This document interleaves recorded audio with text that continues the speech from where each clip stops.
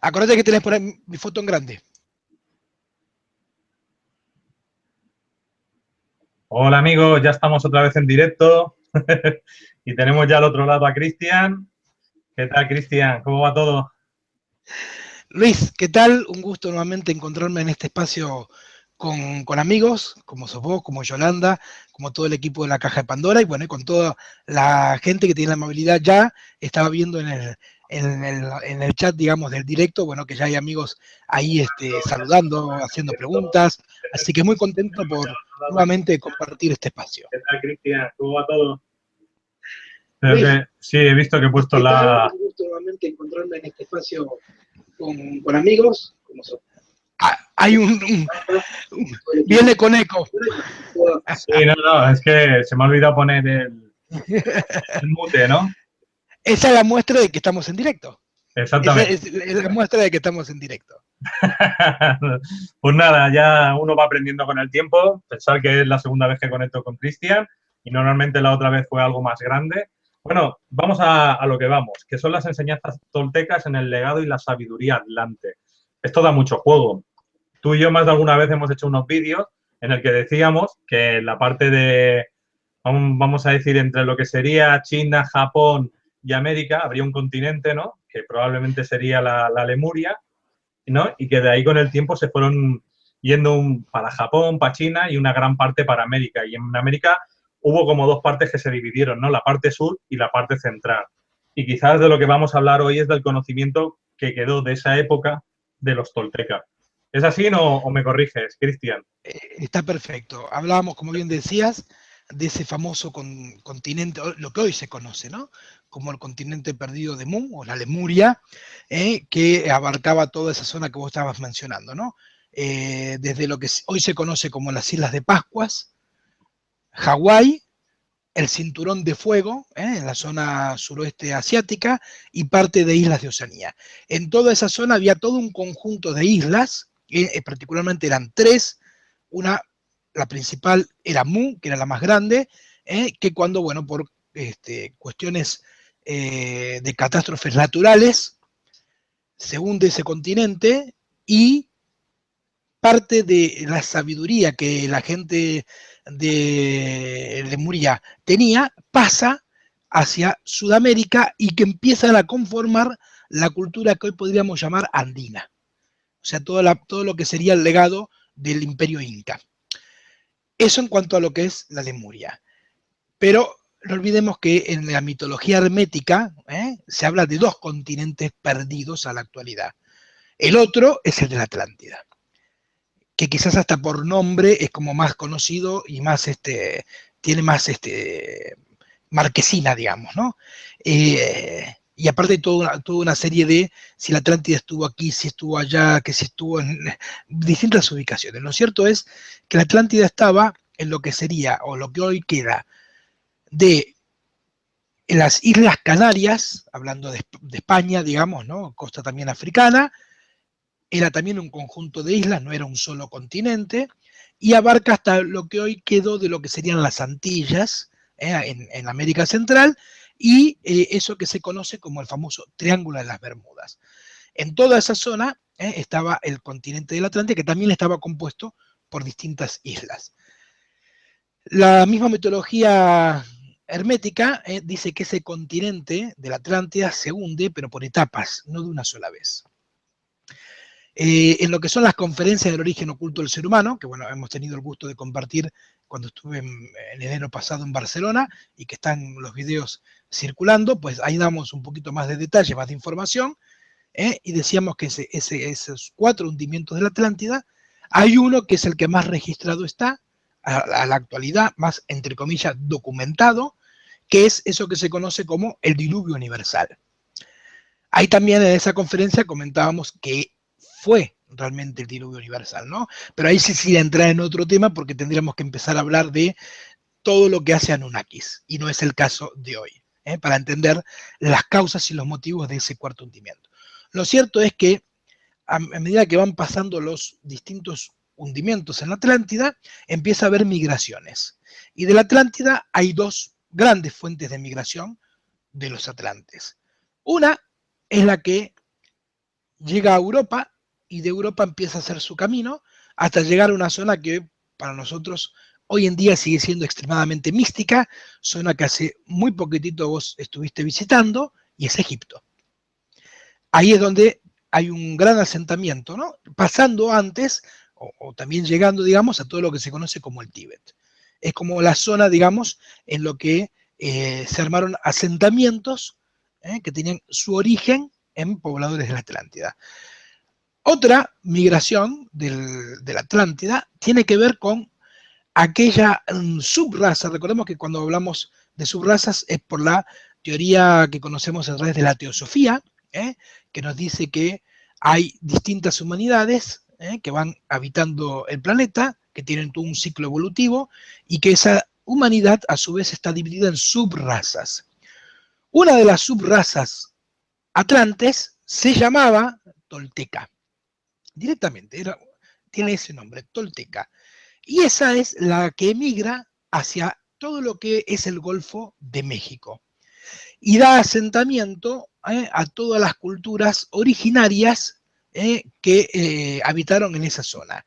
Llámese olmecas, en un principio, y después lo que más conocido que quizás que los olmecas son más, entre comillas, antiguos, no voy a decir la palabra primitivos, sino antiguos históricamente, y después surge lo que es mayas y aztecas, como colorario, digamos, de toda la cultura nativa que se armó ahí. Eso para entender entonces un poquito la historia de qué hablamos cuando hablamos de Tolteca. Por eso, en el título de este encuentro, estamos ubicando que hablar de la enseñanza tolteca es a su vez también hablar del legado de la enseñanza de los atlantes.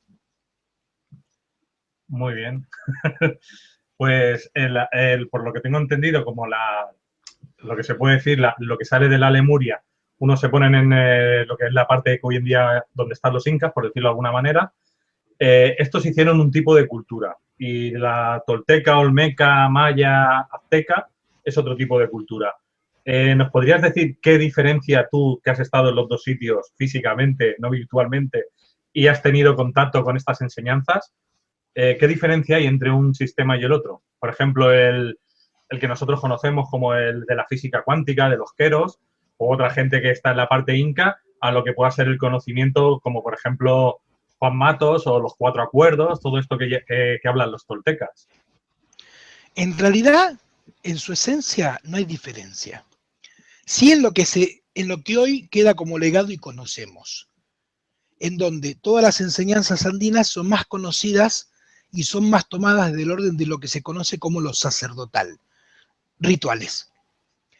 Y las enseñanzas toltecas quedaron más anotadas del lado de otra instancia que se llaman guerrero, que ahora vamos a ir a hablar un poquito más de eso. Que el guerrero, el estadio de guerrero, aclaro, es cuando hablamos de ese guerrero de luz, ese guerrero interior, el que habita dentro de cada uno de nosotros, que es el que tiene como rol dar respuesta a todos esos automatismos, esas programaciones que habitan dentro nuestro, pero que no son nuestras, simplemente donde en un estado natural nuestro cuerpo no es más que una máquina que reproduce esos códigos de programación. Y la enseñanza tolteca en una primera instancia tiene un trabajo muy fuerte para que el individuo reconozca esos estadios de programación y le empiece a dar respuesta. Y recién ahí, una vez que está ese guerrero, está la habilitación a pasar hacia los otros estadios. Con esto entonces, y antes ya de entrar en tema específicamente, por si hay alguna otra preguntita que surja, entendamos que, sí, adelante, ya veo que antes de que surja ya surgió. No, es que estoy viendo también el chat y hay una persona que dice que no nos olvidemos de los Hopis, pero hay que recordar que los Hopis dicen que son venidos de las estrellas, no dicen que son venidos de la Lemuria. Entonces yo diría que son como dos culturas diferentes, o la misma y todos venían de la Lemuria, pero venían de las estrellas. ¿Qué tienes que decir sobre eso? Es distinta, por decirlo así, las migraciones de donde surgen esos asentamientos. Toda la cultura, digamos, aborigen, lo que se conoce americana, cuando digo americana me refiero a Estados Unidos, o lo que hoy conocemos como Estados Unidos, viene de otras oleadas migratorias, no de lo que es migraciones de Lemuria para lo que sería la zona andina, o de la Atlántida para lo que sería la zona del Golfo México. Todo lo que tiene que ver con los Hopis son de asentamientos que se produjeron cuando lo que hoy conocemos como el Polo Norte no era una zona helada y tampoco era el Polo Norte. Y eso que se conoce como la zona de Alaska, que está muy pegadita a lo que es el territorio de Rusia hoy en día, toda la zona de Kamchatka, etcétera, era muy distinta y se podía pasar caminando. Esas migraciones, esos asentamientos vienen de ahí. Sin entrar en tema ahora, porque si no vuelvo a decir, tenemos que meternos ya en otro nivel para entender por qué dicen que son hijos de las estrellas, digamos, ¿no?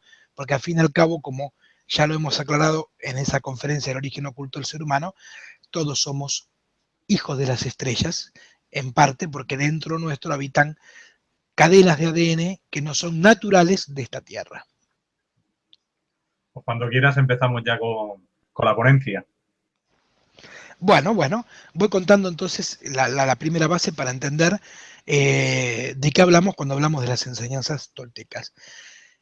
Enseñanzas que yo tomé contacto por casualidad en un principio cuando era muy joven, creo que tenía 20 años o menos, y empecé a leer los libros de Carlos Castaneda, donde cuenta sus aventuras con su maestro Don Juan, y en donde, sin saberlo y por pura casualidad, un día me encuentro ya viviendo en México, en donde estuve 6 años, y estando en México y retomando los libros, hablaba de lugares como Oaxaca, y digo, Oaxaca me suena, yo vivo en Oaxaca.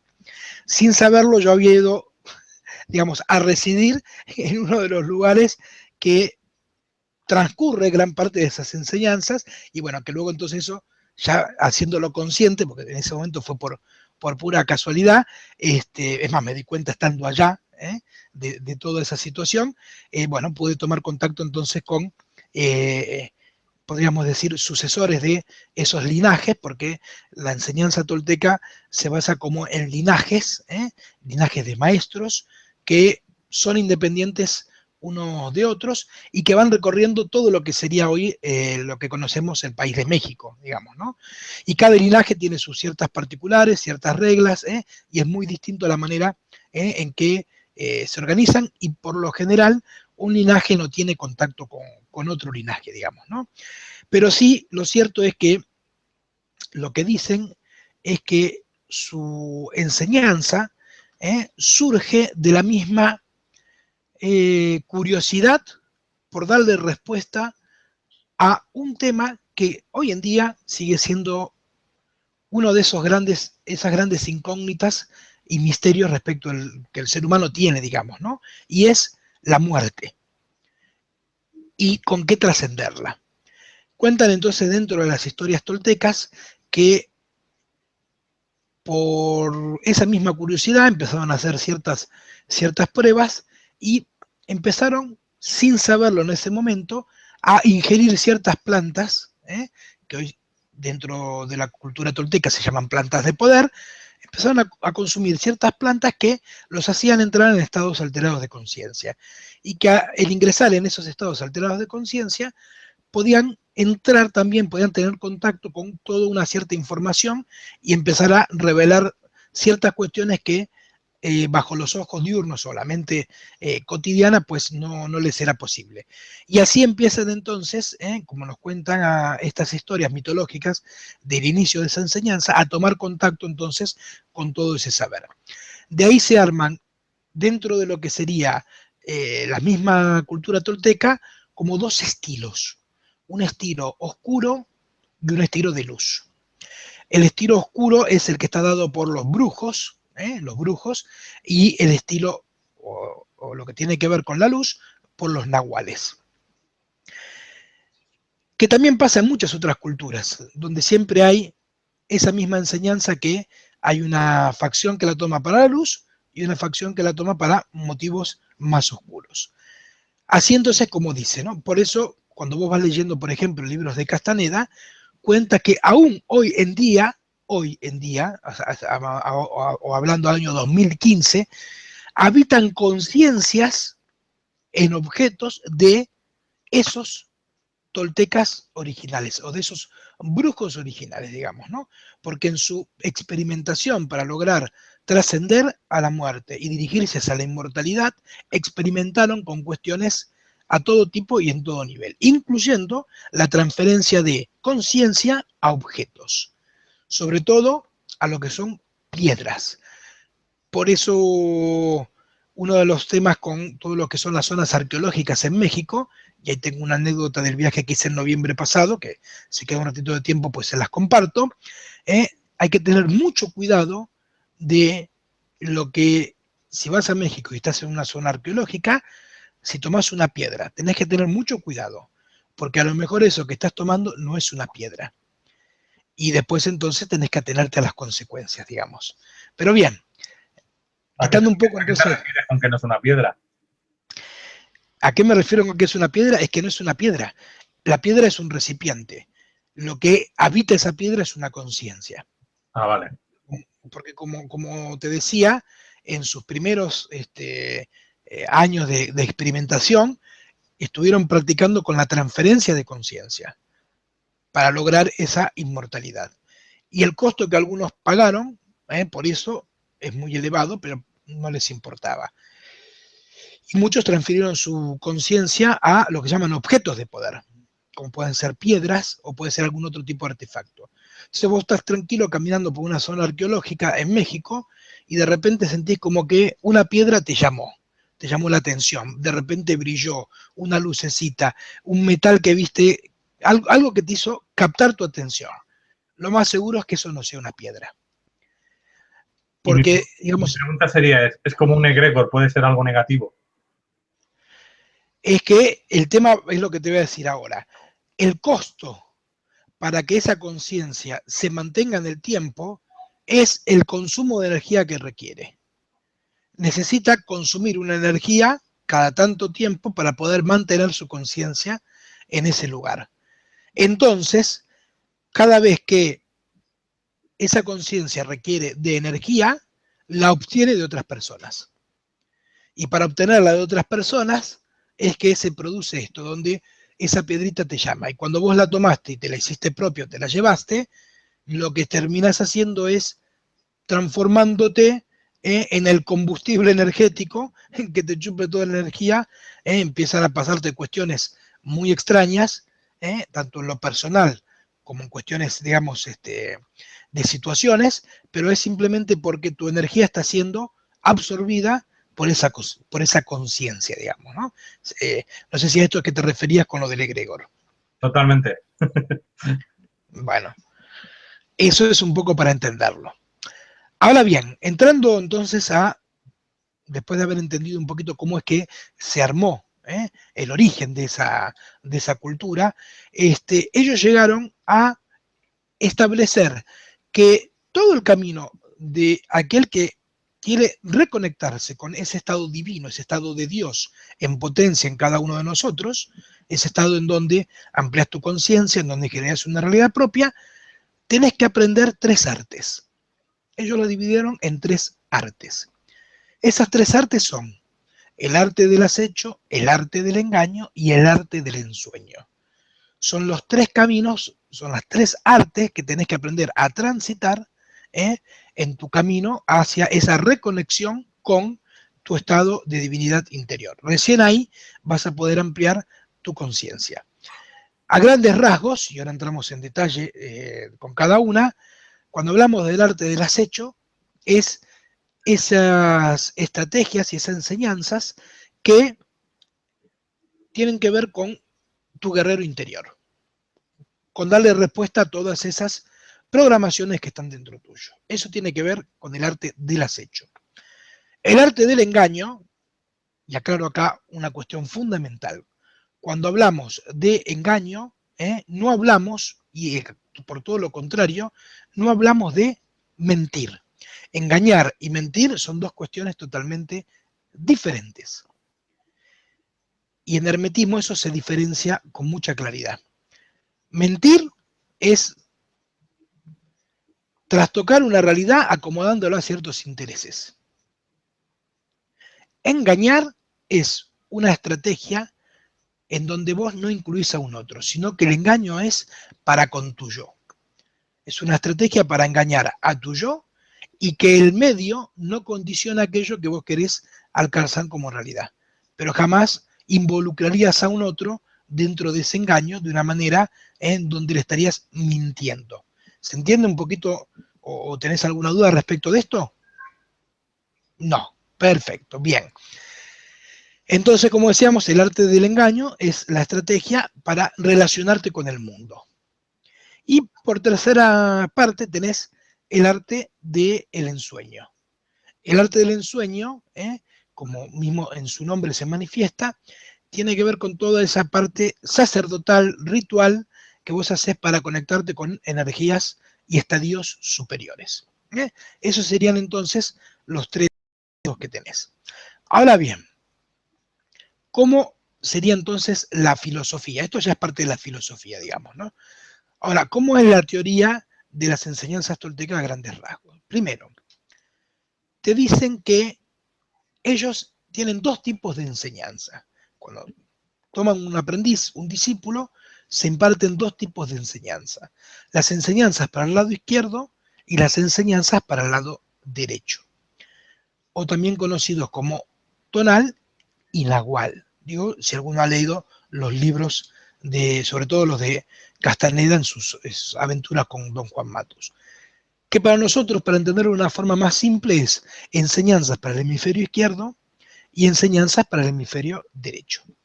Todas las enseñanzas que tienen que ver con el hemisferio izquierdo son cognitivas, las cuales siempre quedan en tu nivel de acceso de memoria y por lo tanto están a disponibilidad tuya en todo momento. Pero te dicen también que las grandes enseñanzas que ellos brindan son para el lado derecho.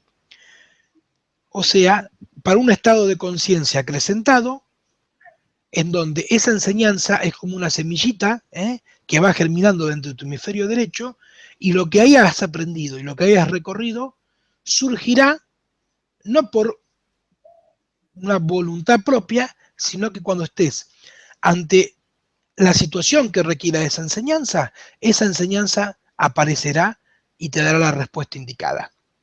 Básicamente.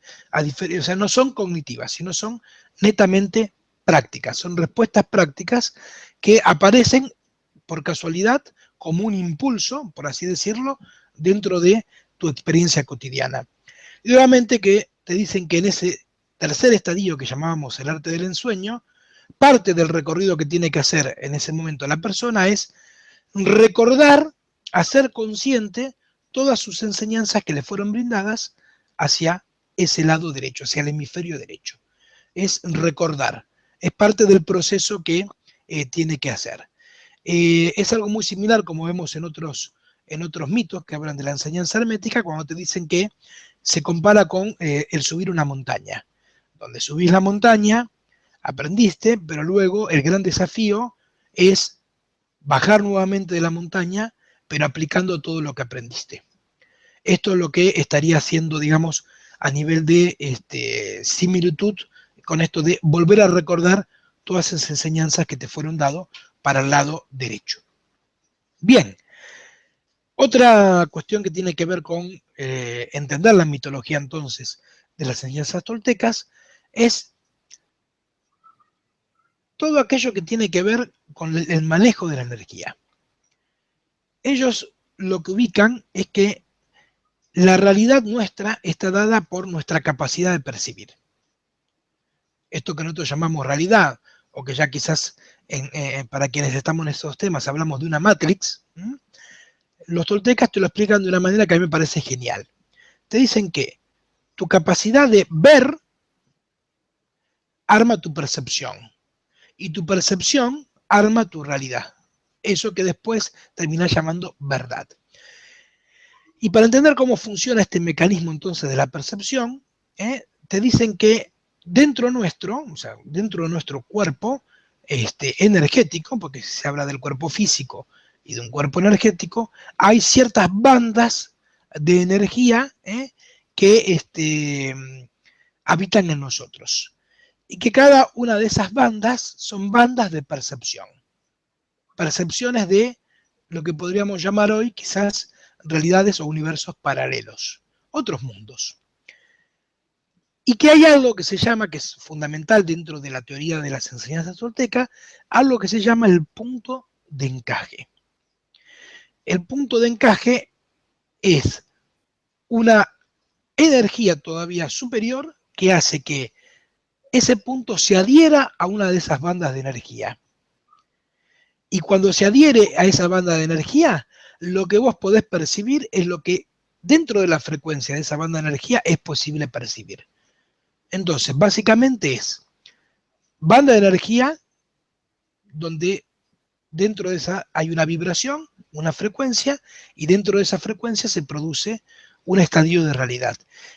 Y el punto de encaje fijo en una de esas bandas es lo que hace que vos puedas percibir y lo que ves.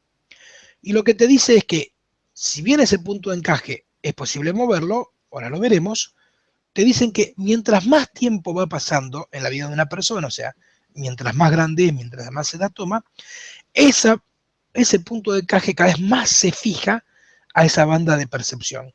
Y por lo tanto, con el tiempo, cada vez es más difícil que lo muevas y más factible que te apegues a la realidad que percibís a través de esa banda de energía. Ahí es donde yo, para simplificarlo y llevarlo a términos más cotidianos, esto lo explico con el ejemplo de la radio, del aparato de radio, en donde hay que hacer de cuenta que esas bandas de energía son las emisiones de las estaciones de radio que están circulando por el éter. Y vos tenés un aparatito que te permite sintonizar esas frecuencias. Y tenés un dial que te permite poner una frecuencia determinada. Ese dial es el símil al punto de encaje. Vos podés moverlo por distintas bandas de frecuencia y de acuerdo a la frecuencia en que está, escucharás una radio o escucharás otra.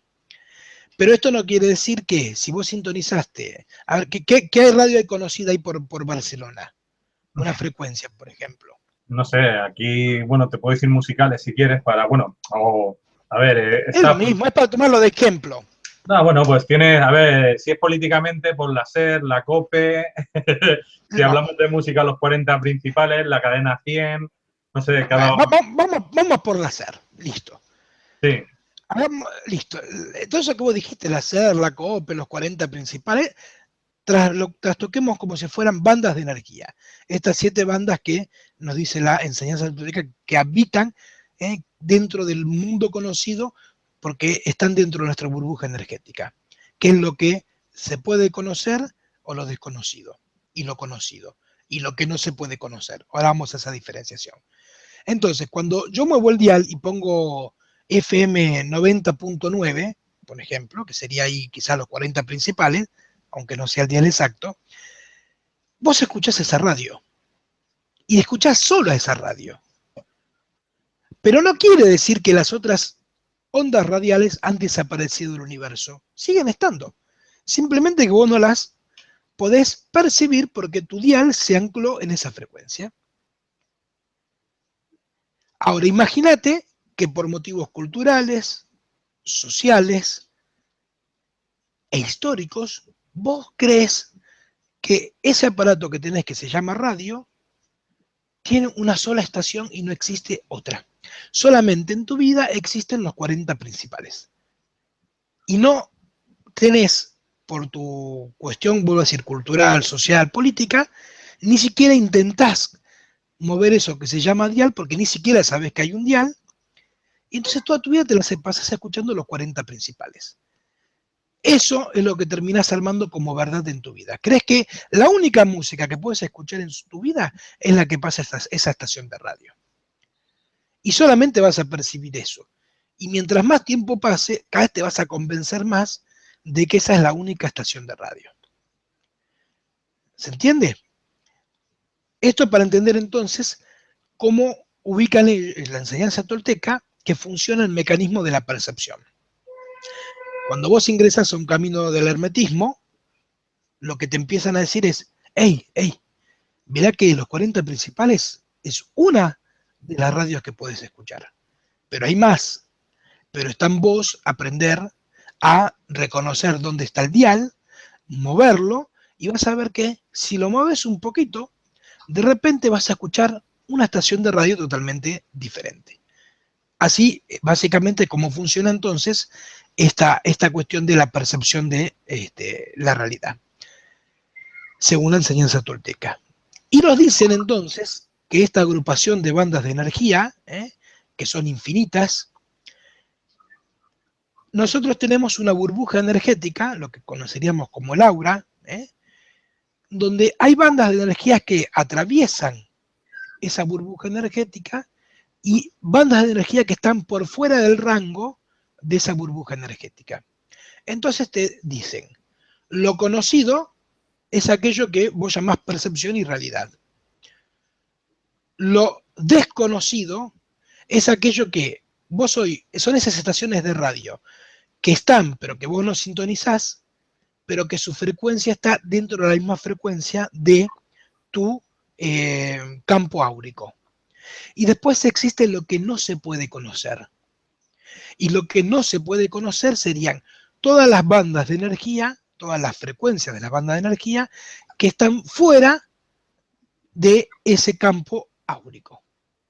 Eso es para entender también entonces cómo van armando el mundo de la percepción dentro de estas enseñanzas. ¿Se entiende? ¿Alguna duda? ¿Hay alguna pregunta? Ahora mismo lo que quiero hacer es un momento de publicidad. Y es, Pues adelante. no, decir que próximamente vas a estar en México, que bueno, luego ya para invierno aquí en España, en enero, volverás a estar aquí por España, toda la parte de la Comunidad Valenciana, supongo que irás también para Cataluña, pero lo que sí que quiero preguntarte es, escuela ética, la gente que ahora mismo te está escuchando hablar, y sé que estás hablando en parte de hermetismo, y quiere aprender bien el hermetismo, y quiere empezar desde cero, ¿qué empezarías el curso? ¿A partir de septiembre o se pueden meter ya en el avanzado como lo estés dando ahora? ¿Cómo lo hacéis en Escuela Ética? Bueno, linda pregunta y gracias por la pregunta. Dentro de lo que sería Escuela Ética hay una serie de actividades que están orientadas a distintas talentos que vos puedas aprender a reconocer en vos. Porque la palabra ética dentro de la escuela en realidad es las iniciales de Escuela de Talentos Iniciáticos y Capacidades Aplicadas. Por lo tanto, todas las actividades que en la escuela se realizan tienen que ver con que vos aprendas a aplicar esos talentos ocultos que están hoy en vos, que potenciándolos, podés generar una realidad distinta en tu vida. Entonces hay distintos niveles de actividades. Hay actividades muy teóricas, hay actividades extremadamente prácticas y hay actividades a nivel intermedio, que tienen una parte práctica y una parte teórica, digamos básicamente. Tenemos actividades en distintos rangos horarios, porque hay grupos armados. Por ejemplo, para lo que es los grupos de Europa, lo damos en lo que son horarios coherentes con la diferencia horaria que hay entre Argentina y Europa, que son 5 horas. Así que más o menos son grupos que están funcionando entre las 9, las 10 y las 11 de la noche de Europa. Tenemos los grupos de Latam, que sería todo lo que es Latinoamérica, donde hay una diferencia de 2 horas con Argentina, pero 2 horas menor, o sea, 7 horas con España, para que se entienda, donde también las actividades rondan esa hora, y después, bueno, las de Argentina, que son con horario argentino, digamos, ¿no? Y dentro de ese nivel de actividades netamente prácticas, netamente teóricas, y una integración de ambas, pues ahí está, de acuerdo al nivel de implicación que vos querés tener, cuál te podemos llegar a recomendar como puerta de entrada para tu camino de iniciación. Siempre en un primer momento es recomendable que empieces o por una actividad teórica o por una actividad teórica con su parte práctica, digamos, porque vas a empezar a ganar todo el sustento teórico y filosófico que hace este camino del despertar de la conciencia. Si llegas directamente a una actividad que son prácticas, es como nunca haber estudiado medicina y llegar al medio de una sala de operaciones y que el doctor te diga, bueno, acá tiene el bisturí, opere.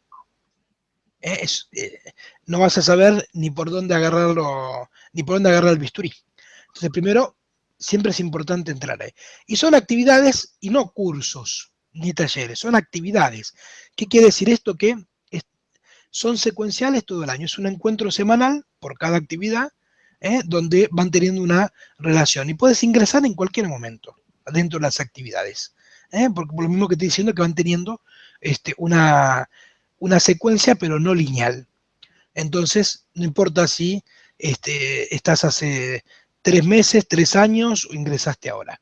La misma actividad va a conducirte a que te pongas en tema con todo lo que ya se recorrió anteriormente. Muy bien, pues nada, quien quiera, escuelaetica.org o escribe al correo que sale aquí todo el rato, debajo de Cristian. Y nada, continuamos con la ponencia. Bueno, muchísimas gracias, Luis, por permitirme transmitir esta información de recién. Muchísimas gracias. Y decíamos entonces que dentro de esta filosofía de las enseñanzas toltecas estaba entonces esa configuración de banda de energía, el punto de encaje, así se arma la percepción, tu verdad, 2 puntos, realidad, que hay una parte conocida, una parte desconocida y una parte que no se puede conocer dentro de esos campos de percepción y energía. Habíamos hablado de enseñanzas para el lado derecho, enseñanzas para el lado izquierdo. ¿Y cómo conciben el universo? Eso que llamamos, lo que en Occidente se conoce como Dios. Bueno, dentro de las enseñanzas toltecas se habla de el águila. Eso sería, entre comillas, el símil a lo que en culturas occidentales llamamos Dios. La cultura tolteca te dice que hay un águila, que es una emanación constante de energía, y que esa energía es creadora, y que todo el recorrido que hay que hacer dentro del camino de iniciación es despertar tu conciencia para retornar de una manera consciente a esas emanaciones del águila. Es como sos una gotita de agua que de repente dentro del mar, que de repente toma conciencia propia y llega al mundo donde esa gotita de agua vuelve al mar. Pero el secreto está que, siendo esa gotita de agua dentro del mar, siga manteniendo una conciencia propia. Por eso ellos explican, por ejemplo, lo que hablan de el proceso de la muerte, lo que dicen es que cuando una persona muere, su conciencia, te lo voy a decir hasta con la parte poética que ellos lo explican, tu conciencia es como una motita de algodón que empieza a flotar, en donde el águila la captura y se la come. Pero si en su proceso donde la está masticando detecta que vos hiciste algo que se llama recapitulación, que ahora veremos qué es, la escupe y te regala lo que se llama el don del águila. ¿Qué quiere decir esto? Que no, a tu conciencia, tu energía, no es que la agarre y la reprocesa para seguir creando algo nuevo, sino que te da ese don, ese regalo que es que siga siendo una energía pero con una conciencia propia y no algo masivo. Y cuando hablamos de recapitulación, entonces, para entender cuál sería el proceso por el cual el águila escupe tu conciencia y te regala ese don del águila, ahí es donde empezamos a hablar de los principios que hacen al arte del acecho, a ese arte de ese guerrero interior en vos. Y aquí lo que nos dicen entonces, que todo ser humano cuando nace, tiene dentro suyo lo que ellos llaman los comandos del águila. O sea, determinadas instrucciones que el águila le dio a la persona para realizar en su vida. Que es lo mismo que cuando hablamos de las programaciones. Como ves, dicho con otros nombres, bajo otra cultura, pero es básicamente lo mismo. Unos comandos que hacen que vos tengas una personalidad determinada. Y que obviamente eso es lo que se actúa en la vida cotidiana. Pero que quien empieza el camino del arte del acecho tiene que aprender a reconocer que eso es lo que se llama historia personal. La historia personal sería todo eso que sos para ser quien sos. Todos tus gustos, tus no gustos, tus deseos, tus no deseos, aquí tus intereses, tus no intereses, tus emociones, ya sean buenas, malas o más o menos. Bueno, todo eso entonces es tu historia personal. Y que esa historia personal es el mayor enemigo que tiene un guerrero. Porque esa historia personal lo que va a hacer es que jamás tengas la posibilidad de recibir ese don del águila. Jamás vas a tener la posibilidad de ver lo que se llamaría, y entiéndase por ver, entonces, para darle un nombre que podamos entender, jamás vas a poder ampliar tu conciencia a estadios superiores. Entonces te dicen que dentro de todo el arte del acecho, trata de que vos aprendas a, primero, reconocer tu historia personal, reconocer que desde vos actuás desde ese lugar de máquina hombre, como hablaba Gurdjieff, por ejemplo, y que una vez que lo podés darte cuenta y reconocer eso, tenés que hacer un proceso que se llama recapitulación. Y la recapitulación es una especie de ejercicio en donde tenés que hacer toda una listita de lo que vos vas considerando y que vas descubriendo en tu camino de proceso interior, de transformación interior, que son esos comandos que el águila te dio a vos. Todo eso sería entonces hacer esta recapitulación. Entonces decir, a ver, ¿cuáles son mis gustos? Y los anotás. ¿Qué cosas no me gustan? Y las anotás. ¿Cuáles son mis emociones bases? Y las anotás. ¿Cuáles son mis puntos conflictivos? ¿Cómo es mi carácter? Básicamente, un escrito en donde definas quién sos vos. Todo lo que sería tu historia personal. Y lo que dicen entonces los toltecas respecto a esto es que una vez que hiciste tu listita, que hiciste tu recapitulación, esa listita la agarrás, la haces un bollito y la tirás por la ventana. Porque el comando del águila no es que tengas que actuar los comandos los que el águila te dio, sino que el águila lo único que te pide es que aprendas a reconocerlos, no que tengas que actuarlos. Por eso todo el arte del acecho entonces se basa fundamentalmente en esta reconocimiento de tu historia personal, recapitulación y entonces dar respuesta a esa historia. Y básicamente entonces te dice que cuando una persona está actuando desde su historia personal, es una persona soberbia. Son las personas, está actuando desde la soberbia. Y darle respuesta a esa historia personal sería estar hablando desde un lugar de humildad. Esto a grandes rasgos, por decir, a muy grandes rasgos, lo que podemos hacer en este ratito que tenemos acá, en lo que hace a el arte del acecho y lo que sería entonces esa recapitulación, ese armado de esa lista de tu historia personal y lo que tenés que hacer con eso. Vuelvo a pasarte el micrófono por si hay alguna pregunta, alguna duda, algún comentario. Pues de momento no, la verdad es que lo estoy entendiendo bastante bien y bueno, aquí me preguntan cosas, pero tampoco me dicen, aparte del Kybalión y el Corpus Hermeticum, ¿qué otro texto hay adjudicado al 3 veces grande? Yo como no soy hermetista, yo creo que tú eso lo debes saber mejor. Bueno, hay varios, digamos, ¿no? Pasa que, claro, estaríamos hablando ya más de cuestiones que tienen que ver con Hermes, más que con la enseñanza tolteca. Igual, bueno, hay algo que creo que, si no me equivoco, en la caja de Pandora se ha tratado, si no Sí, me equivoco, que son los 8 equivaliones. sí. Que es un tema que se ha tratado dentro de la caja de Pandora, que hay especialistas del tema, digamos, ¿no? Y hay videos donde lo hablan con mucha propiedad.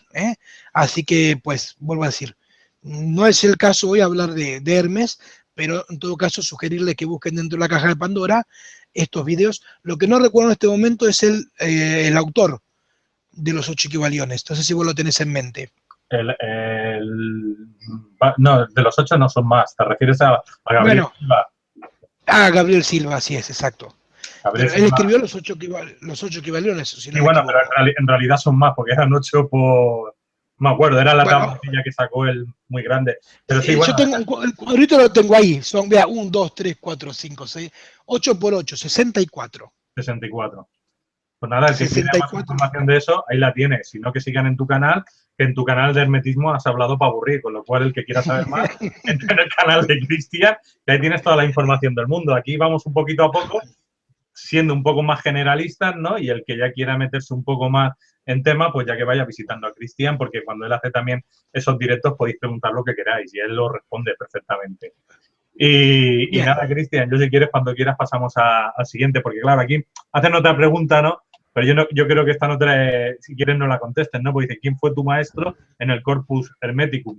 Y yo digo que la autodidacta y el tener diferentes maestros, ¿qué más da, no? Si quizás es lo que tú te trabajes lo que valen este tipo de cosas. Porque tú puedes tener 100 Sí. maestros y no entender nada. Y tener 3 y no sé, yo creo que es un poco más el conocimiento de uno mismo. Sí, a ver, en cuanto a eso rápidamente, sí, yo he tenido varios maestros, he estado en varias escuelas, inclusive como nombraba antes, cuando estuve en México he tenido contacto directo con esta enseñanza, distintos movimientos.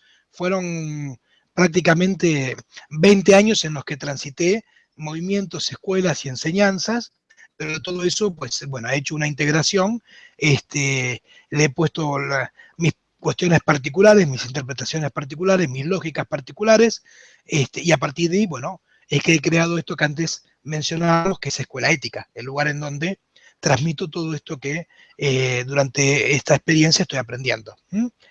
Pero bien, retomando entonces, hablamos de que son tres artes, y ya de una manera básica, vuelvo a decir, hablamos del arte del acecho.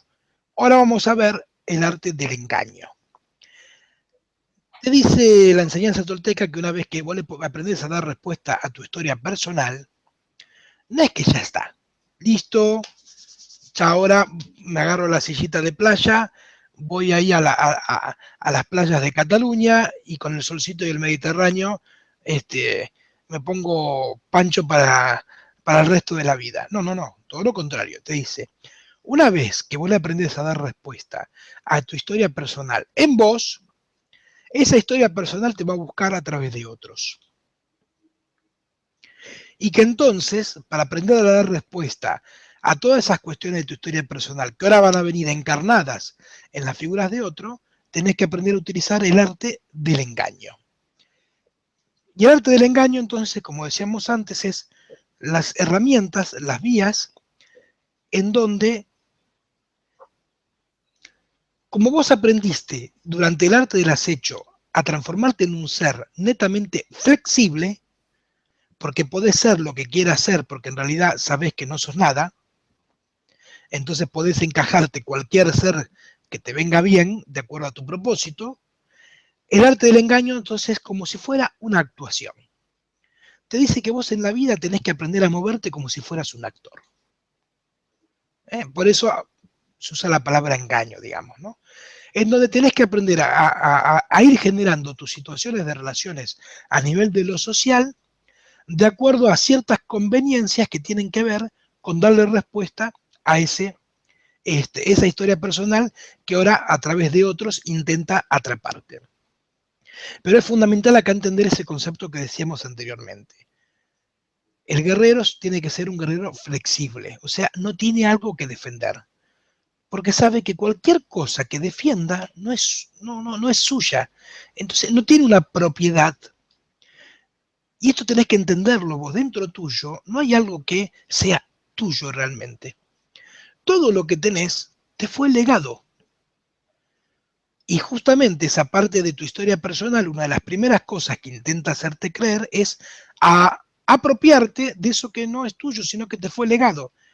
Y creer que tus pensamientos son tuyos y entonces los defendés. Y crees que tus emociones son tuyas y entonces las defendés. Y crees que tus acciones son tuyas y entonces las defendés. Y no, justamente se trata de darle de respuesta. Entonces, en esa flexibilidad que vas logrando a través del arte del engaño, vos podés ser el actor que corresponda de acuerdo a la escena que estés transcurriendo. Y si tenés que ser el rico, serás el rico, y si tenés que ser el pobre, serás el pobre, y si tenés que ser el enojón, serás el enojón, si tenés que ser el agradable, serás el agradable, pero todo tiene que ver con aprender a darle respuesta a eso que de afuera te venga como situación. Por ejemplo, ¿no? Para entenderlo un poquito más. Dentro de tu historia personal, está anotado que vos seas, como una de las palabras que usamos antes, el enojón. Ese que anda enojando con todo el mundo, que grita con todo el mundo, que se pelea con todo el mundo, que no puede mantener una conversación sin elevar el tono de voz, bueno. pelea con el jefe, con la esposa, o con el esposo, con los amigos, bueno, o con las amigas. Si vos le aprendiste a dar respuesta desde tu historia personal, entendiendo que eso no es tuyo, sino que en todo caso es parte de ese comando del águila que vos tenés que aprender a bloquear, listo, vos ya no te enojas, pero de repente vas caminando por la calle, vas manejando tu auto y se te cruza uno y te empieza a armar pelea. Como ves, eso ahora vino de afuera. Te está incitando a que vos actúes ese enojón que no es tuyo. Si no estás atento a darle respuesta a tu historia personal, en 2 segundos vos ya te estás peleando con el otro. Si vos le aprendiste a dar respuestas a tu historia personal, sabés que de entrada no tenés que pelearte. Pero para llevar la situación a buen puerto, tenés que aprender a usar el arte del engaño. Entonces te disfrazarás de lo que te convenga en ese momento. Si tenés que disfrazarte del tonto, te disfrazarás del tonto. Y bueno, sí, está bien, no te vi, qué tonto que he sido, sí, fue mi culpa. Total, lo estás haciendo porque con eso le estás dando respuesta a otra cosa, no porque lo seas. ¿Se entiende? Si tenés que tomar otra actitud, pues tomarás otra. Todo va a depender de acuerdo a la situación. Así que el arte del engaño, básicamente, vuelvo a decir, y a grandes rasgos nos está hablando entonces de esa flexibilidad que vos tenés que tener para moverte en lo social, donde vos tenés que imaginarte como un actor de película y que cada situación de tu vida es una escena donde tenés que elegir qué rol vas a interpretar y no tenés algo que defender. Esa es la manera más simple, más resumida de entender ese arte del engaño. Por eso es el actuar como si fueras tal cosa, o como si fueras tal otra cosa, o como si fueras tal ser. Elegís el ser que más te convenga. ¿Se entiende? Sí, totalmente. Bien. Acá lo principal, vuelvo a decir, es entender que vos no sos algo. Y entonces puede ser cualquier cosa. Esa es la clave. Entonces, Cristian, aquí lo que estaríamos hablando es que dentro de esas 3 posibilidades, en esta gran obra de teatro, tú te manejes en las 3 para ver dónde tienes que ir manejándote en esta vida para no ser engañado. Podría ser esto una manera de poder entenderlo, aparte de vivirlas y poder entenderlas, ¿no? Y ver dónde están tus fracasos o tus espejos. Es que el primer punto a entender es que la vida misma, entre comillas, y tu rol en la vida misma es un engaño. Porque vos te crees que hay una realidad, hay ciertos roles dentro de esa realidad, ciertas funciones, y por sobre todo que todo eso que vos traes es tuyo. Ese es el primer engaño. Tu yo te engaña constantemente. Tu yo todo el tiempo te está timando y te está burlando.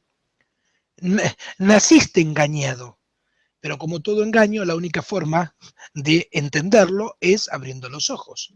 Y ahí ves que el mago no saca el conejo de la galera, sino que antes lo puso. Que el mago tenía una carta escondida en la manga antes de hacértela aparecer. Así trabaja nuestro yo. Y así vos tenés que aprender esas mismas estrategias. Pero claro, para darle direccionalidad a ese arte del engaño, vos tenés que tener armado y con mucha claridad qué es lo que querés lograr, a qué te dirigís, qué resultado querés lograr en tu vida, porque entonces todo eso lo vas a direccionar, focalizar hacia un mismo punto. Si no, va a quedar todo como una cuestión totalmente difusa. Entonces, es fundamental que vos siempre tengas un plan de acción, un objetivo, un resultado, una meta que querés en tu vida. Querés lograr un trabajo mejor, ganar más dinero, querés comprar tu casa, establecer una familia, sostenerla, tener hijos, una salud, etcétera. Bueno, en función de eso es que armarás todo ese engaño para que no te haga ruido tu direccionalidad hacia eso. ¿Se comprende? Totalmente. Piensa que en la terapia pensamos igual nosotros. Cuando hablamos de biodescodificación, hablamos las terapias que nosotros trabajamos.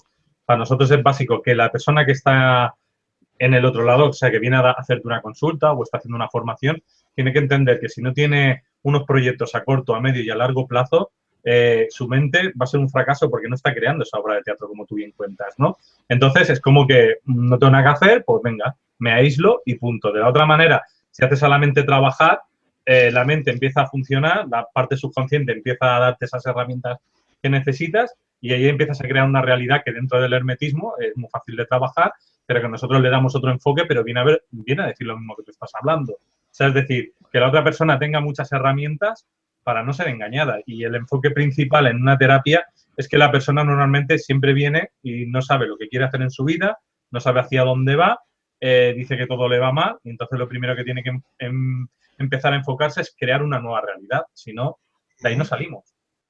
Es que la clave es esa, que vos tengas claro un objetivo al cual lograr, un resultado, una meta, y si no lo tenés, porque te diste cuenta que te la pasás quejando porque en realidad no sabés lo que querés, no por lo que no lográs, sino porque no sabés lo que querés, que no es lo mismo, ¿eh?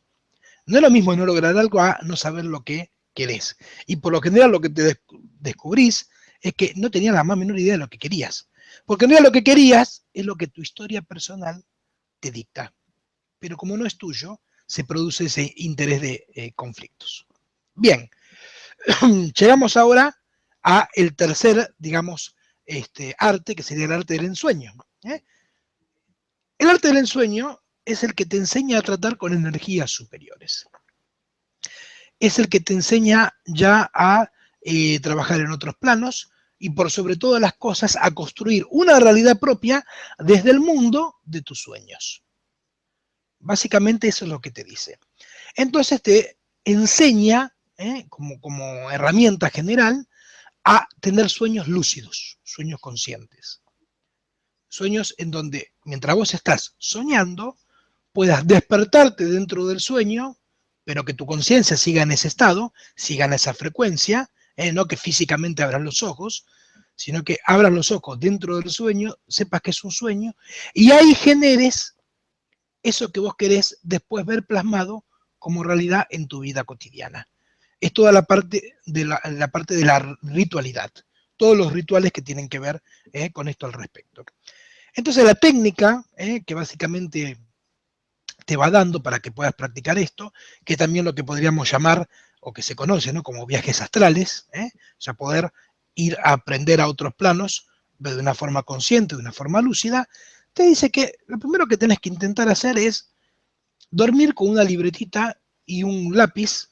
Hoy en día podríamos decir con una tablet o con una aplicación de texto abierta en tu celular, al lado de la cama, en tu mesita de luz, para que apenas te levantes a la mañana, anotes aquello que soñaste. Esa es la primera parte dentro de esta práctica, que empieces a recordar aquello que soñás. Y eso lleva tiempo, ¿no? No crean que el hecho de transformar sueños en sueños lúcidos es algo que producís de la noche a la mañana. Es una práctica constante y en esa práctica constante vas a lograr entonces el maestro en vos respecto de este arte del ensueño. Entonces una vez que vos ya podés dar fe de que te recordás tus sueños de una manera constante, ahora te invita a que mientras estás soñando, cuando te des cuenta que estás soñando, no suele pasar a veces, que estamos soñando y de repente decís, ¿esto será un sueño? Como que hay cada tanto esa situación donde estás soñando y decís, pero para esto es un sueño, es la realidad, es de verdad. Bueno, te enseña a provocarte ese estado. Y ese estado lo vas a lograr recordando los sueños. Porque vas a poder aprender a diferenciar vida diurna de este estadio superior de conciencia, que es el que entramos cuando nuestra mente entra en la frecuencia en la que produce cuando estamos soñando. Entonces, una vez que vos aprendés a darte cuenta que estás en un sueño, te dice, lo primero que tenés que hacer es aprender a verte las manos dentro del sueño. Como poder hacer este movimiento. Agarrar tu mano, llevarla y poder verla. Y que lo practiques, y que lo practiques, y que lo practiques hasta que llegue el punto en donde puedas ver tu mano. Eso lo que te está invitando es aprender a tener un control dentro de ese sueño. Primero, anotarlos para recordarlos. Segundo, darte cuenta que estás soñando. Tercero, aprender a verte las manos dentro de tu sueño. Y como cuarto punto, entonces ya, una vez que pudiste ver tus manos en el sueño, que ahí ya apuestes a vivir tu sueño de una manera lúcida y hacer en ese sueño todo aquello que, vuelvo a decir, querés construir como realidad. Por ejemplo, tenés una entrevista laboral, bueno, que antes de ir a la entrevista la sueñes y que en ese sueño la entrevista sea como vos querés que sea. Y entonces después en la realidad vas a encontrarte con la misma entrevista que vos soñaste antes.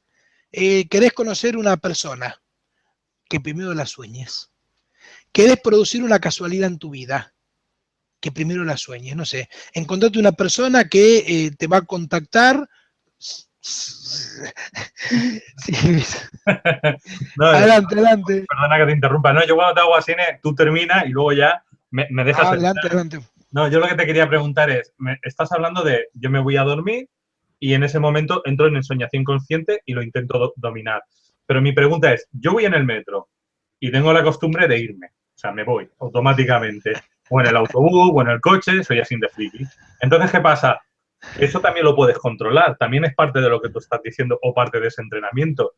Que no necesitas irte a dormir, ¿no? Que esto también lo puedes hacer en el día a día, estando despierto. Totalmente. A ver, creer que el mundo de los sueños es un mundo que solamente pasa de noche es una creencia establecida para que tengas menos posibilidad de contactarte con este mundo, digamos, de los sueños. No, no. Vos podés aprovechar cualquier momento de meditación, podés inducirte el sueño. Por eso es muy común ver en las películas orientales, donde también trabajan esto, pero a otro nivel, donde de repente el maestro está haciendo algo y está haciendo algo y de repente se duerme 5 minutos. Está haciendo la fila del banco y se durmió 5 minutos y después sigue como si nada. Bueno, eso es una muestra que te está diciendo que en ese momento se indujo un sueño, pero para producir una realidad. Un sueño lúcido, un sueño consciente. Entonces, vos vas en el metro, como estás diciendo, ¿no? O en el bus. ¿Te dormiste? Bueno, aprovechalo. O induciste vos tu estado de sueño para aprovechar ese tiempo, pues hacelo. Sí, sí, no, no, esto es importante aclararlo. Soñar no tiene que ver con la noche. Y luego hay mucha gente que, por ejemplo, para hacer técnicas de viaje astral, estando despierto, intenta salir del cuerpo. ¿Te estás refiriendo a esta misma técnica o ya estamos hablando de cosas diferentes? No, es la misma técnica, porque el hecho de poder hacerte lúcido en los sueños va a hacer que cuando ya puedas dominar tus sueños, controlarlos de la forma en que estamos diciendo, puedas hacer esas experiencias de viaje astral. Porque el segundo paso es que es como si la misma situación va a llevarte a que hagas tu viaje astral. Y como en todo viaje astral, bueno, primero estarás visitando este mismo plano, pero desde un cuerpo astral, digamos, ¿no? Entonces, te vas a dar cuenta porque verás lo mismo que ves siempre, pero con otras tonalidades, percibirás otros sonidos, otros aromas. Es muy común también a veces en un sueño, y son de los sueños más lindos que uno puede tener, esa sensación de estar volando. ¿eh? Entonces, digo, como para aprender a reconocerlo, aunque no lo sepas. Pero esos son por lo general todos estos tipos de sueños, ¿no? Es decir, ay, qué lindo sueño que tuve, me sentí que estaba volando. Bueno, estabas volando, no era un sueño. Por aquí tenemos una pregunta de María Dolores Pérez Sánchez. Buenas tardes, Cristian. Gracias por sus explicaciones. ¿Qué podemos hacer los que nunca recordamos los sueños? Gracias. Lo que decíamos anteriormente, que es justamente el primer paso de esto dentro, ganar experiencia del arte del ensueño, que es dormirte y al lado en tu mesita de luz ponerte un lápiz, un bloc de notas o una tablet o una aplicación de celular, donde apenas te despertés, trates de escribir lo que soñaste. No importa si tenés una vaga imagen, una palabrita, recordás algo, no importa. El tema es que vos empieces. Mientras más lo hagas, vas a ir ganando en práctica. Entonces vas a ver que con el transcurrir de los días y en el tiempo, lo que empezó siendo una vaga imagen de creo que me acordé que soñé tal cosa, a una descripción a nivel de cuento de lo que fue tu sueño. Pero entonces lo que tenés que hacer, si hoy no te acordás, es anotarlo. Y tiene que ser apenas te despertás, por los mecanismos mismos como trabaja nuestra cabecita. Mientras estamos en el estadio de sueño, todo lo que se llaman las barreras de represión, o sea, todos esos condicionamientos socioculturales que tenemos, bajan sus niveles. Entonces tenemos mucho menos condicionamientos. Entonces es más fácil conectar con el hemisferio derecho, que es donde se produce todo este mundo que estamos hablando, de los sueños. Entonces, si vos lo escribís apenas te levantás, todavía no se te reacomodó la cabecita. Sigue funcionando, aunque esté con los ojos abiertos, sigue funcionando con la misma lógica. Ahora, si va pasando el tiempo del día, mientras más tiempo transcurra del día, o si no es el día, de ese estado donde dormiste, si sean las 3 de la tarde, las 8 de la noche o las 10 de la mañana, lo más factible es que tu cabeza se vuelve a reordenar, se vuelve a acomodar, todos los estadios de represión dentro de tu cabeza empiezan a funcionar al 100% y no te acordaste. Claro, aquí también hay que decir que también si una persona es kinestésica, auditiva o visual, también lo va a recordar de una manera o de otra, ¿no? Aquí también influirían dentro del sueño o solamente cuando estás despierto. No, a ver, como bien decís, eso lo que te va a hacer es que quizás de tu sueño, en un primer momento, recuerdes más una cuestión que otra. Que recuerdes un aroma, o que recuerdes una imagen, o que recuerdes un movimiento, o que recuerdes una cara. Pero la idea es que te hagas un maestro en el arte del ensueño. Y por lo tanto, que con la práctica constante puedas tomar todas las funciones. Ahora, si vos ya tenés una habilidad innata o más desarrollada, por motivo que fuere, pues aprovechala y enfócate en ese aspecto primero, como para ganar en confianza y ver que sí se puede. Y a partir de ahí entonces lo haces extendible a todos los otros ítems que eso te propone. Así que esto, bueno, a grandes rasgos sería entonces este mundo del ensueño que te invita a través de eso que llamamos sueño, generar una realidad propia y a través de esos viajes astrales tomar contacto con otro tipo de planos y las enseñanzas que ahí se puede hacer. Porque al fin y al cabo toda la integración de estas tres artes, la del acecho, la del engaño y la del ensueño, tienen por propósito que vos liberes tu conciencia y que cuando llegue el momento en donde el águila tome tu conciencia, en vez de masticarla, tragarla y volverla al montón, la mastique, vea que vos has hecho un proceso de transformación personal y te regale ese don del águila y entonces sigas teniendo una conciencia propia dentro de ese mar de la eternidad. Y con esto, a grandes rasgos, hemos concluido con esta ponencia que, bueno, vuelvo a decir, trataba los puntos básicos de lo que serían las enseñanzas toltecas. Y el que quiera saber más, pues que te lo pregunte en tu videoprograma, que ahí lo puedes extender más, o en el siguiente videoprograma que tengamos, si quedan dudas del anterior, que la gente haga las preguntas ese mismo día en el chat y así las vamos diciendo, o antes de empezar o al final. A mí lo que se me queda es una cosa, que tú das a entender que los toltecas vienen de la parte de la Atlántida, ¿no? Y los toltecas, para mí los atlantes fueron una cultura muy guerrera, muy de, vamos a decir, de utilizar armas. En cambio, la cultura de la Lemuria o Mu fue una cultura mucho anterior al Atlante y quizás no vivió esas épocas de guerra que sí vivió la Atlántida. Entonces, cuando llegamos a la parte de México, dijéramos que la parte de México se podría dividir en dos partes. Quizás el maya sería más de la parte de la Lemuria, ¿no? Y quizás el azteca, el olmeca o el tolteca, bueno, el olmeca quizás viene de África, pero el tolteca o el azteca venga de lo que es la Atlántida, ¿no? ¿Sería más o menos para poder entenderlo? ¿Sería así? No necesariamente, o sea, que tenga una relación con eso que llamas de guerrero, que vuelvo a decir, en la conferencia del origen oculto del ser humano lo explicamos y entendemos por qué, que había realmente una guerra entonces en esos tiempos, y por eso había guerreros. No quita que en sus primeros momentos lo hayan sido, simplemente que, vuelvo a decir, a partir de que empiezan a pasar los años, digamos, ¿no? Y empiezan a enfocarse en este crecimiento personal, pues, por ejemplo, los mayas no necesitaron conquistar por las armas. Pero la parte, digamos, conquistadora de esos pueblos nunca desapareció. Los mayas eran conquistadores, pero no por armas, sino por conveniencia. Era una estrategia muy similar a la que en algunos aspectos utilizaban alguna otras culturas. Es como decir, sobre todo los incas también conquistaban de esa manera. Llegaban a un lugar y no es que lo destrozaban y combatían con las armas y era por imposición, sino por culturización.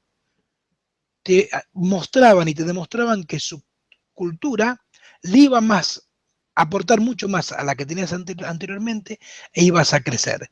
Y ahí también se produció una simbiosis donde, entre comillas, la cultura conquistadora y conquistada crecían y llegaban a un nuevo nivel. Pero conquistadores eran, esa parte no la han perdido. Pero vuelvo a decir, queda más anotado por otra vía. Muy bien. No sé si te queda alguna anécdota arqueológica de cuando estuviste en México que tengas que contar. Sí, tengo una anécdota para contar. Voy a intentar hacerla rápida, pero sí, hay una anécdota que justamente tiene que ver con esto que hablamos al principio, ¿no? De eso que parecen piedras y no lo son, sino que son conciencias atrapadas, encapsuladas, ¿no? Y cuando estuvimos en México en noviembre del año pasado, que fuimos a hacer investigación en las zonas arqueológicas de Oaxaca, lo que sería Monte Albán y Mitla, básicamente, donde se hizo toda la investigación de encontrar ahí las pruebas y evidencias de eso que yo expongo en la conferencia El origen oculto del ser humano. Y cuando hacemos estos tipos de viajes, también hacemos viajes en enseñanza, o sea, viaja gente que participa de la escuela ética y lo utilizamos como un medio de aprendizaje. Y en uno de los viajes, de repente un día vamos, hacemos todo lo que hay que hacer, llegamos después a la noche al lugar donde estábamos alquilando como punto de encuentro, y empiezan a pasar algunas cosas un tanto raras, digamos, que uno diría, ¿no? Se empiezan a romper algunos vidrios sin ton ni son. Estas son historias que parecen más de ultratumba, más paranormales, pero bueno, así fue la secuencia. Se empiezan a romperse unos vidrios de una manera totalmente extraña, sin que hubiera alguien que lo hubiera producido. Ya eso empieza a ser de mi parte un llamado de atención, ¿no? Porque de repente, sin ninguna otra explicación que pase eso, pues me hizo prender todas las antenitas, digamos, ¿no? Después empieza a haber en el ambiente un aroma muy particular y muy extraño, que es algo muy similar a ese aroma que podés percibir en un cementerio, por el tipo de flores que se utilizan, digamos, ¿no? Un aroma muy, muy extraño. Y ya cuando pasó eso, yo ya convoco a toda la gente, a las que estaban conmigo haciendo el viaje, vamos a un balconcito que había y digo, bueno, muchachos, acá está pasando algo, díganme si alguien se trajo algo de los lugares donde fuimos sin ningún tipo de permiso y autorización, porque acá está pasando otra cosa. Me dicen, no, todas las personas que dicen, no, pero no, yo no agarré nada, yo no hice algo. Mientras íbamos viendo esto, pues se produce una formación muy extraña en las nubes. Lo bueno de todo esto que te estoy diciendo es que está filmado, todo, en algo que se llama, que es un documental que produjimos. El que le interesa me puede contactar al correo que figura aquí abajo, que se llama Historias de Magia Cotidiana. Y entonces se forma una nube con una forma típica de guerrero azteca, maya, digamos, ¿no? O sea, con su penacho, ¿no? Una cosa muy extraña, por parte voy a la nube y no era una cuestión de interpretación, digamos, ¿no? Decir, y sí, es que puede ser, se parece, no, era como si alguien lo hubiera dibujado directamente. Ya cuando pasa eso, bueno, ya ahí mis 10 sentidos estaban atentos. Y la gota que colmó el vaso fue que de repente sentí así literalmente ya una presencia que pasaba detrás mío. Así ya fue literal. Lo sentí en las fibras más íntimas de mi cuerpo. Ahí le digo, muchachos, bueno, basta, se acabó. Hagan memoria, a lo mejor lo hicieron sin querer, no se dieron cuenta, e inclusive hasta fíjense si no se les quedó pegado algo en alguna piedrita en el zapato, pero acá hay algo muy raro que está sucediendo. Nosotros habíamos hecho un ejercicio cuando estuvimos visitando días anteriores una de estas zonas, y el ejercicio que estuvimos haciendo era un intercambio energético con el lugar, para lo cual había que entregarle algo que vos consideras muy valioso al lugar, y el lugar te iba a dar a cambio algo, que tenías que descubrir lo que era. Podría ser una piedra, una plantita, cada quien se iba a dar cuenta. Pero primero tenías que entregar eso vos, y después el lugar te lo iba a retribuir. Y una de las personas que estaba en el viaje me dice, cuenta la siguiente cuestión, dice, yo, bueno, después de haber hecho mi ofrenda, primero vi una piedrita, y me llamó la atención y la agarré, pero no me gustó. Entonces pues seguí caminando y vi otra y me gustó y me la guardé. Y digo, bueno, pero ¿qué hiciste con la primera piedrita? No, todavía la tengo. Ah, entonces vos tenés dos piedritas, no una. Y dice, sí. Ah, entonces quiere decir que ahí está, que tomaste algo sin autorización. Y casualmente eso que tomaste, estoy seguro que no es una piedra. Cuando la trae, trae la piedrita, me la entrega, la tomo en la mano y bueno, apenas la tomo en la mano me di cuenta que eso tenía tanto de piedra como ¿no? No era una piedra. A partir de ahí, bueno, hago todo lo que es un ritual para quitarle, hablando de las enseñanzas de Don Juan, eso que se llama apropiarse de los aliados de poder. Eso que habla dentro, que no es un tema que hayamos tratado hoy específicamente. Y bueno, pues empiezo todo un ritual en donde empieza vamos a decirlo así, un combate para apropiarse de ese aliado de poder. Y pues empezaron a pasar cosas raras también mientras pasaba eso, ¿no? Relámpago, perros ladrando, y por sobre todas las cosas, una cosa muy curiosa. Estaban filmando todo esto, como te decía antes. Para quienes me miraban a mí mientras hacía el ritual, a ojo pelado, o sea, sin ningún tipo de lente ni de cámara, nada, se veía lo que se veía. Pero cuando lo veían por el ojo de la filmadora, se veía toda una serie de luces alrededor mío mientras hacía el ritual. Obviamente tenía que ver con todo eso que, bueno, por ciertas cuestiones que las cámaras pueden captar, que el ojo humano a simple vista no, pues bueno, daba fe de todo esto. Fue todo un proceso bastante arduo, bastante largo, digamos, pero bueno, después de este ritual, en lo particular, bueno, pude tomar el control sobre esta piedra, entre comillas, que no era una piedra, y hoy, bueno, no está aquí en esta zona de la casa, pero bueno, dentro de lo que es una zona de mi casa tengo lo que sería mi mesa de poder, donde tengo todos los objetos que he traído de distintos lugares de mis viajes, y esa piedrita está ahí, me la traje de México, y ya estamos reconciliados, digamos, ya somos aliados. Pero te podría decir que tengo un tolteca viviendo en el living de mi casa, de una manera cómica de decirlo. Bueno, pues antes de acabar, hay una persona que pregunta que si los toltecas recibieron influencia vikinga. Si los toltecas recibieron influencia vikinga. No, yo te voy a decir, no directamente. Yo te voy a decir por qué vos ves cosas vikingas que parecen toltecas. Y es porque la enseñanza original que manejaban los vikingos, toda esa adoración a los dioses nórdicos, el árbol de la vida, Nordrasil, etc., es la misma enseñanza. Recuerden que una vez dijimos que la enseñanza original es una fuente, que se llama hermetismo, que por distintas cuestiones que pasaron en cuanto a su protección de como enseñanza y demás, fue yendo a distintos lugares del mundo. Pasó por la parte nórdica. Y por eso ves que hay cosas que son muy similares entre ambas.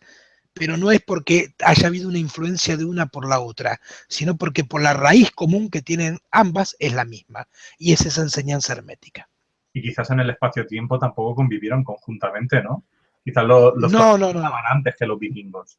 Sí, cuando hablamos de toltecas, vuelvo a decir toltecas, no mayas, no aztecas, no olmecas. Hablamos de toltecas. Cuando hablamos de toltecas estamos hablando, para que te des una idea, de 13, 14 mil años. O un poco más. ¿Se entiende? O sea, los vikingos es algo mucho más moderno, si lo miramos en esa escala de tiempo. Pero vuelvo a decir, lo que ves en común no es su influencia cultural, sino su raíz común, que ambos tienen que ver con esa enseñanza hermética. Y Itachi Rodríguez dice, los toltecas vienen del náhuatl y significan maestros constructores. Y otro chico, Redek, dice, según tengo entendido, tolteca significa del lugar del Tule, u originario de la región de Tule. Aquí... Es que el Tule también hay toda una cuestión que tiene que ver con un árbol, con una tierra, o sea, como ves, muy parecido a lo que sería Yggdrasil, ¿no? El árbol sagrado. Pero tiene que ver con algo que había en Atlántida, no con algo que había en México. Si tuviera que decir, eso que está hablando del Tule no estaba en México, estaba en la Atlántida. Totalmente. Bueno, pues nada, pues muchas gracias, Cristian, por toda esta conferencia que has dado. Y la semana que viene nos volvemos a ver en otro videoprograma con otra nueva temática que unos días antes anunciaremos. Y que todos los que quieran seguir a Cristian en su canal, pues ya lo sabéis, en Escuela Ética. Y no sé si te queda algo más por decir antes de cerrar. No, darte las gracias a vos por brindar este espacio, a la gente por acompañarnos y que ojalá lo hayan disfrutado. Son temas que a mí me apasionan mucho, me gustan mucho, tengo mucha identificación a esos temas. Es más, ahora próximamente, que en septiembre voy a México otra vez, nada más que esta vez a la parte maya, voy a algo muy particular y te lo muestro rápidamente. Vos sabés que los mayas, dentro de sus iconografías y demás, tienen toda una serie de símbolos que tienen que ver tanto con su calendario, con sus matemáticas y sus días. El símbolo de nuestra escuela de Escuela Ética es no sé si, me voy a poner en pantalla, no sé si se llegará a ver, vos me dirás si se llega a apreciar o no. Muy borroso. No sé si muy borroso. Bueno, es un anillo con un símbolo, que es el escudo, el emblema de nuestra escuela. Casualmente, y esto voy a decir casualmente porque no fue hecho adrede o de manera consciente, el logo que tiene Escuela Ética, que si lo querés ver con más detalle, entras a nuestra página y lo vas a ver, es un símbolo que en maya se llama Lamat. Es idéntico, es igual. Por lo tanto, lo que vamos a ir a hacer ahora en México es encontrar esa raíz de Lamat con esta escuela y todo lo que tenga que ver con ese mensaje que entiendo está ahí para ser descubierto. Y en este viaje que tú vas a hacer, o sea, ¿organizas un viaje donde la gente se puede apuntar o solamente la gente del lugar puede ir? Este viaje en particular es un viaje donde lo hago yo con gente que ya participa de actividades. Es un viaje en enseñanza, no es un viaje abierto, digamos, donde vos compras tu boleto o pagas algo. No, no, esto es un viaje donde aparte vamos a ir un grupo reducido de personas, somos 5 o 6 personas, de personas que ya participamos de actividades y de actividades avanzadas para ir a descubrir entonces en estos territorios arqueológicos mayas, como Chichén Itzá, Uxmal, etc., esta relación con la MAT y más pruebas de ese origen oculto del ser humano que todavía están ahí y que están todos los días al lado nuestro, pero no las hemos visto. Muy bien, pues muchas gracias y hasta la próxima, amigos. Nos vemos.